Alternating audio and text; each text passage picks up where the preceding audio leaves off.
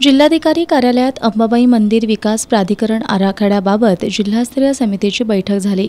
पालकमंत्री हसन मुश्रीफ यांच्या अध्यक्षतेखाली झालेल्या या बैठकीला जिल्हाधिकारी अमोल येडगे, आमदार जयश्री जाधव, जिल्हा नियोजन अधिकारी विजय पवार, सार्वजनिक बांधकाम विभागाचे एस.आर. पाटील, देवस्थान समितीचे अभियंता सुयश पाटील यांच्यासह संबंधित विभागांचे अधिकारी उपस्थित होते।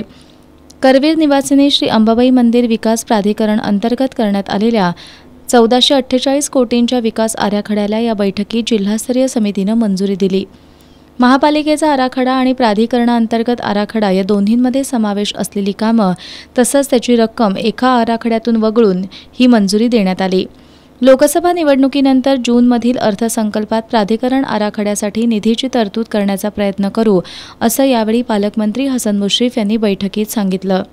महापालिकेनं अंबाबाई मंदिर परिसर विकासासाठी बनवलेल्या 255 कोटींच्या आराखड्याअंतर्गत 45 कोटींच्या निधीला मंजुरी मिळाली आहे।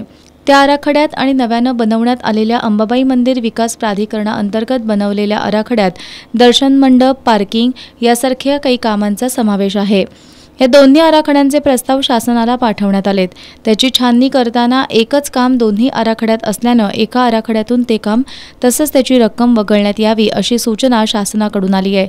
ही कामांची दुरुस्ती वगळून सुधारित आराखड्याला जिल्हास्तरीय समितीच्या बैठकीत मंजुरी देण्यात आली।